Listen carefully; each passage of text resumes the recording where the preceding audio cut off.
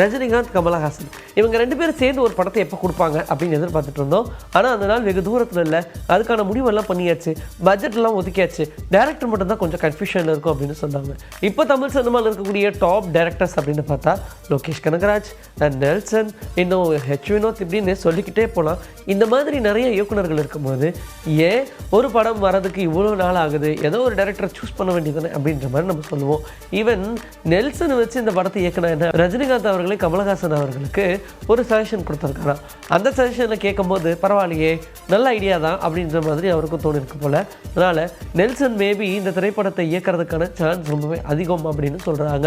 இது இல்லாமல் அடுத்ததாக என்ன பிளான் பண்ணியிருக்காரு நெல்சன் அப்படின்னு பார்த்தா, இந்த ஜெயிலர் 2 படத்தை முடிஞ்சதுக்கப்புறமா ஒரு தெலுங்கு திரைப்படத்தில் கமிட் ஆகிருக்காரு. அந்த படத்துடைய வேலைகள் பார்ப்பாங்க அப்படின்னு சொல்கிறாங்க. இதர் இந்த படம் கன்ஃபார்ம் ஆகி மூவ் ஆன் ஆகுது அப்படின்னா ஜெயிலர் 2 முடிஞ்சதுக்கப்புறமா அடுத்ததாக இந்த படத்திலே கை வைக்க வேண்டியதாக இருக்கும். இல்லைனால் இந்த தெலுங்கு திரைப்படத்தை எடுத்து முடிச்சதுக்கப்புறம் தான் இவங்க இந்த திரைப்படத்தை எடுப்பாங்க அப்படின்ற மாதிரி சொல்கிறாங்க. கூடிய விரைவில் இதை பற்றின அஃபிஷியல் அப்டேட் ஒன்று வரும்னு எதிர்பார்க்கலாம். இசையமைப்பாளர்களில் மோஸ்ட் வாண்டட் அப்படின்னு சொன்னால் அனிருத் மட்டும் இல்லாமல் இப்போ சாய் அபியங்கரும் அதில் ஆட் ஆயிருக்காரு அப்படின்னு தான் சொல்லணும். ஏன்னா அவர் இப்போ கால்ஷீட்டாக அலைஞ்சிக்கிட்டு இருக்காங்க. அந்த லெவலுக்கு ரொம்ப பிஸியாக நிறைய படங்கள் பண்ணிக்கிட்டு இருக்காரு. டியூட் படம் ரிலீஸ் ஆனதுக்கு அப்புறமா அது இன்னுமே ஃபீவர் குறையலன்ற மாதிரி ஒரு அலையா வேணும் பாட்டை இன்னும் போட்டு தள்ளிக்கிட்டு இருக்காங்க. இது இல்லாமல் கருப்பு படத்தில் இருக்கக்கூடிய அந்த பாட்டுமே செம ஹிட் ஆச்சு. அதுக்கப்புறமா வேறு என்ன, பென்ஸ் படத்துலேயும் அவர் கமிட் ஆகிட்டார் லோகேஷ் கனகராஜுடைய ப்ரொடக்ஷனை.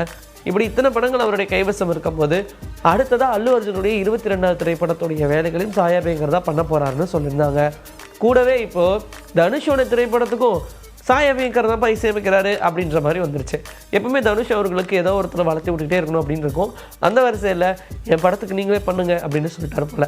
ராஜ்குமார் பெரியசாமி ஆல்ரெடி நமக்கு அமரன் அப்படின்ற படம் கொடுத்தாரு. படம் பெரிய ஓடிட்டு நல்ல வசூல் எடுத்த திரைப்படம். இந்த படத்துக்கு அப்புறமா இப்போ அப்படியே தனுஷ் வச்சு ஒரு படம் எடுக்கிறாருன்னு சொல்லியிருந்தாங்க. தனுஷோடைய 55வது திரைப்படம் ராஜ்குமார் பெரியசாமியோடைய இயக்கத்தில் தான் உருவாகுது. இந்த படத்தில் சாய் அபியங்கர் தான் இசையமைக்க போகிறாருன்னு அஃபிஷியலாகவே அனௌன்ஸ் பண்ணிட்டாங்க.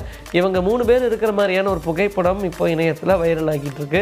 அந்த படத்துக்கு சைன் பண்ணதை முன்னிட்டு ஒரு பொக்கே தனுஷ் கொடுத்து ஒரு ஃபோட்டோவையும் போட்டிருக்காரு. அந்த ஃபோட்டோஸும் இப்போ வைரல் ஆகிட்டு இருக்கு. அரசன் அப்படின்ற படம் சிம்புடைய நடிப்பில் உருவாகுது. வெற்றிமாறன் இந்த திரைப்படத்தை இயக்குறாரு. இந்த படத்துக்கு அப்புறமா அவருடைய 51வது திரைப்படத்தை அஸ்வந்த் மாரிமுத்து தான் இயக்க போகிறாங்க அப்படின்னு சொல்லியிருந்தாங்க. ஆனால் அந்த படத்தை பற்றின எந்த ஒரு அஃபிஷியல் அப்டேட்டும் வராமல் இருந்துச்சு.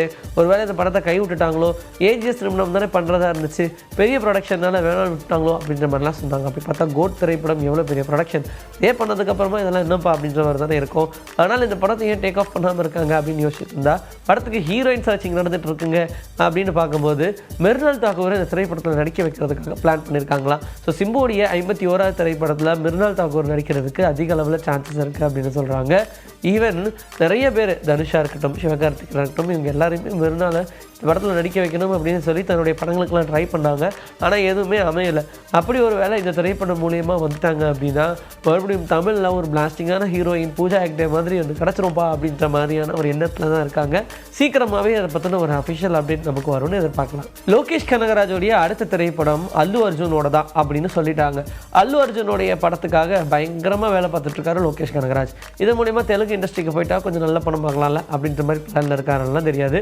ஆனால் அல்லு அர்ஜுனோட இப்போ கம்பைன் பண்ணி நிறைய படங்கள் நம்ம பண்ணணும் தெலுங்குல அப்படின்ற மாதிரி பிளான் பண்ணுறதுக்கான பிள்ளையார் சொல்லியாக தான் இந்த திரைப்படம் போட்டிருக்காரு அப்படின்ற மாதிரி சொல்கிறாங்க.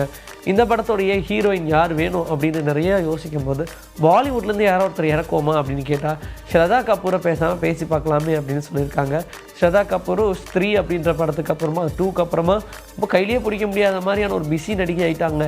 இருக்கும்போது எல்லா லாங்குவேஜ்லேயும் அவங்களுக்கு பவர் அதிகம். ஸ்ரதா கரெக்டாக இருப்பாங்க, தூக்கி போடுங்க அப்படின்னு பிளான் பண்ணதும் நிறைய ஆலோசனைக்கு அப்புறமா ஸ்ரதா கிட்டேயே பேச்சுவார்த்தை நடந்தாங்க. ஸ்ரதா ஓகே சொல்லியிருக்காங்கன்ற மாதிரியான அப்டேட் தான் வந்திருக்கு. இப்போது இவங்கெல்லாம் சேர்ந்து தான் ஒரு கூட்டணி படம் பண்ண போகிறாங்க. இந்த திரைப்படம் அனிருத்தோடைய இசையில் உருவாக போகுதுன்னு சொல்லியிருக்காங்க. இன்றைக்கி நம்மளுடைய சினி பூத்தில் சினிமா பார்த்தினா பல விஷயங்கள் பார்த்தாச்சு. இதே மாதிரி அடுத்த எபிசோடுக்கு ரெடியாக இருங்க. உங்களை நான் வந்து சந்திக்கிறேன். This is bye from Vijay. Take care.